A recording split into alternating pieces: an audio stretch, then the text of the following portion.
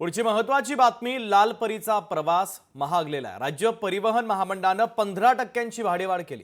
त्यामुळे आता ग्रामीण भागाची जीवनवाहिनी आणि सामान्यांच्या लालपरीचे तिकिटाचे दर वाढलेले आहेत। एसटी प्रवाशांच्या खिशाला आता कात्री बसणार आहे, कारण प्रत्येक 6 किलोमीटरच्या एका टप्प्यामागे किमान ₹1.35 ते कमाल ₹3.35ची वाढ झालेली आहे। तर आता सर्वसामान्यांचा प्रवास महागलेला आहे, कारण ग्रामीण भागाची जीवनवाहिनी म्हणून ओळख असलेल्या लालपरीच्या तिकीट दरामध्ये आता मोठी वाढ करण्याचा निर्णय सरकारने घेतलेला आहे। तर आता ही भाडेवाढ देखील लागू झालेली आहे। त्यामुळे आता तिकिटाचे दर वाढलेले आहेत। एसटी प्रवाशांच्या खिशाला कात्री लागते आहे। प्रत्येक 6 किलोमीटरच्या एका टप्प्यामागे किमान ₹1.35 ते कमाल ₹3.35ची वाढ झालेली आहे। हे सरकार अत्यंत गोंधळलेल्या मानसिकतेमध्ये, अर्थमंत्री एका बाजूला,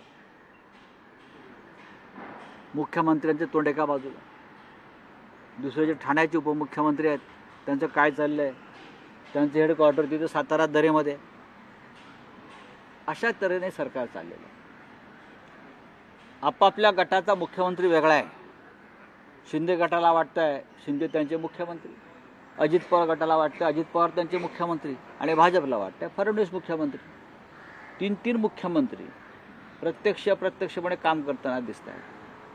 त्याच्यामुळे निर्णय क्षमतेमध्ये अत्यंत गोंधळ आहे, निर्णय प्रक्रियेमध्ये गोंधळ आहे। कुठलाही भाडेवाढ वगैरे जे जनतेला जीवनाशी विषय आहेत ते कॅबिनेटमध्ये किंवा माननीय मुख्यमंत्री किंवा माननीय आमचे जे महायुतीचे नेते एकनाथजी, अजितदादा आणि देवेंद्रजी यांच्याही चर्चा एखाद्या वेळी झाली असेल, त्यात मला पूर्ण माहिती नाही। पण असे निर्णय घेताना मात्र महायुतीच्या आमच्या मुख्यमंत्री उपमुख्यमंत्री यांच्याही चर्चा घेऊनच झाले पाहिजे असं मला वाटतं। जी ज्येष्ठ नागरिकांसाठी आम्ही मोफत एसटी सेवा चालू केलेली आहे, त्याचं अनुदान आम्हाला राज्य शासनाकडून दिलं जातं आणि 50% सवलत दिल्यामुळे महिलांना आमच्या उत्पन्नामध्ये थोड्याफार प्रमाणात वाढ झाली आहे, कारण प्रवाशांची संख्या वाढलेली आहे। त्यामुळे ज्या योजना महायुती सरकारनं निवडणुकीच्या पूर्वी जाहीर केलेल्या आहेत, आमचे त्याकालीन मुख्यमंत्री आणि आताचे उपमुख्यमंत्री श्री एकनाथ शिंदे साहेबांनी ज्या काही योजना विद्यार्थ्यांसाठी असू द्या, अंध अपंगांसाठी असू द्या, ज्येष्ठ नागरिकांसाठी असू द्या किंवा आमच्या लाडक्या बहिणींसाठी असू द्या, कुठेही त्या योजनेमध्ये खंड पडणार नाही, त्या योजना चालू राहील। फक्त प्रवाशांना परिवहन मंत्री म्हणून माझी विनंती आहे की प्रवाशांनी सुद्धा आमच्या ह्या सगळ्या एसटी महामंडळाच्या कार्यप्रणालीमध्ये त्यांचंही योगदान द्यावं।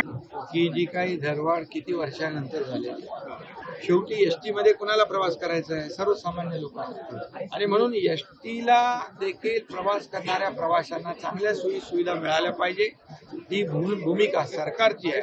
कुठल्याही प्रकारचं सर्वसामान्यांना अन्याय होईल असं कुठलंही काम सरकार, मला वाटतं परिवहन खात्यासंदर्भातला निर्णय त्या ठिकाणी परिवहन मंत्रीच अधिकृतपणे त्या ठिकाणी सांगू शकेल, आणि त्याच्यामुळे भाडेवाढीच्या संदर्भात त्या ठिकाणी परिवहन विभागानं प्रस्ताव बनवल्याचं परिवहन मंत्र्यांचं मी स्टेटमेंट ऐकलं, आणि त्यांनीही भाडेवाढीचं त्या ठिकाणी समर्थन केलं असल्याचं मला तुमच्या चॅनलच्या माध्यमातून समजलंय। त्याच्यामुळे आता प्रत्येक खात्याचा निर्णय किंवा धोरण हे त्या खात्याचा मंत्री ठरवत असतो। सर्व खात्याची धोरणं त्या ठिकाणी एक मंत्री कोण ठरवत नसतो। लोकशाही मराठी ऐका, पहा, जागरूक रहा।